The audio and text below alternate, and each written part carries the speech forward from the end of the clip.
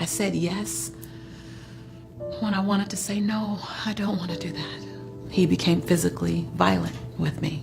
I'd never been in an abusive relationship before, and I felt as if I didn't have the profile of a woman who would ever be abused, verbally, emotionally, and sure not physically. And I remember when that relationship finally ended, and I was grateful that it ended and I was alive, because there were some days when my life was in danger. I had so much guilt and anger and blame, and more than anything, shame. How did I get here?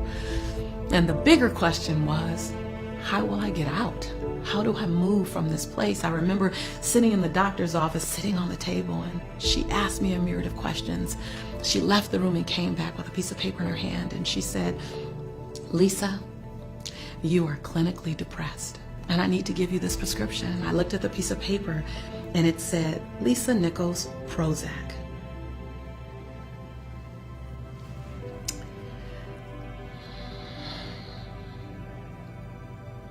I didn't see that level of sad coming. I think when sad comes, you don't know it's coming. It's one little circumstance, another missed moment where you don't speak your mind, another moment when you don't say what's on your heart, another moment when you say yes and you really wanted to say no, another moment when you just put everyone else in front of you. And here I was in the doctor's office, clinically depressed. I asked my doctor, could I do something before I fulfilled the prescription? Could I try something else? Because when she said I was really, really sad, what I realized was that I had just forgot who I was. That I had become Jelani's mom, that's all I was. I had become his fiance, that's all I was. And then I was the woman that he abused. And then I was the daughter trying to hide the abuse from my father and my mother. And then I was the motivational speaker trying to hide the fact that I was sad from everyone. I just forgot who I was. And so I asked her, can I have 30 days to just discover me again? And I did 3 things. 1, I put affirmations all around my house, reminding me who I was. You are an unrepeatable miracle. You are beautiful in your own right. You deserve healthy love. You are a child of God. Everywhere I could look in my house was a post-it note reminding me of who I was. I read scriptures and I read words that showed me my birthright. And then every day I got in the mirror and I completed 3 sentences. I looked in my eyes and I said, Lisa, I'm proud that you, and I found 7 things to celebrate Lisa for. And the second sentence was, Lisa, I forgive you for. And I found 7 different things to cut the shackles of blame, shame, guilt, regret, and anger around. And I said, Lisa, I commit to you that. And I made 7 different commitments to myself every day for 30 days. And when I went back to the doctor, I was completely ready to take the prescription and fill it if I needed to. And I shared with her. She asked me question after question after question again. And then at the end, she goes, I have 2 questions for you, Lisa. I said, what? She said, what have you been doing for the last 30 days? And can I use it with other patients? Because I had found my way back to me. And another moment that I'm super, super grateful for was when my daddy took me on my first date. I was 12 years old. And he took me out to a restaurant on the pier in Marina Del Rey.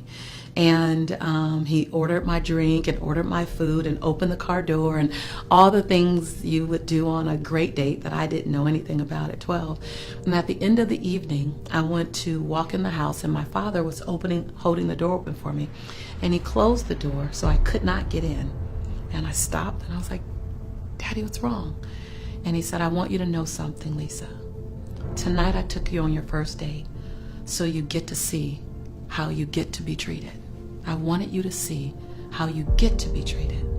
Now, sweetheart, how you choose to be treated, that's gonna be on you. The big moments in your life are made up by the little decisions you make. I didn't make a big decision to get in an abusive relationship. I made a little decision to lower my integrity bar. I made another little decision to stay when I saw the first sign that he didn't honor me the way I deserved to be honored. I made a little decision when I crossed over, moved past that moment of discomfort and allowed his words to make up for his behavior. It was my job to fall madly in love with me first, that no one was going to show me how to love me, that I have to show not only me how to love me, but I have to show other people how to love me. That you are the first example of what loving you looks like, and the way you love you is the way the world's gonna love you. So when you say, I don't need rest, then we believe you. When you say, no, don't worry about me, I'm fine, we believe you. When you say, no, I don't need help, we believe you. When you say, I'm fine by myself, we believe you. So here's what I realized: words are power. Words speak life. Your life is a physical manifestation of the conversation going on in your head, and it's a physical manifestation of the words that are falling across your lips. And if you want to create a better life, design a better conversation. If you want to design a better conversation, think a better thought, not about them, but first about you. And if you can feel it right now, something stirring in your soul, just that little something, you can't even describe it, then you're still in the game. It ain't over yet. It's never too late. At 20, at 40, at 55, at 75, at 88, it ain't ever too late to press reset and fall madly in love with the life that you've been given. And then you'll look up and your life is barely, then you look up and your life is barely recognizable.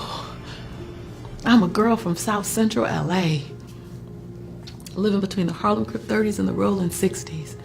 Had 3 fights a week to get home from school. Got kicked out of college. I was considered academically challenged. I'm functionally dyslexic still.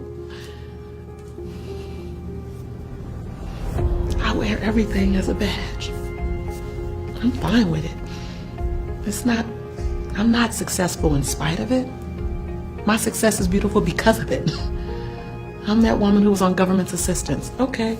I'm that woman who got out of an abusive relationship. Okay. But I'm also that woman who's authored or co-authored 7 bestsellers. I'm also that woman who's the CEO of a multi-million-dollar business. I'm also the woman who has an international brand and touches over 30 million people a year.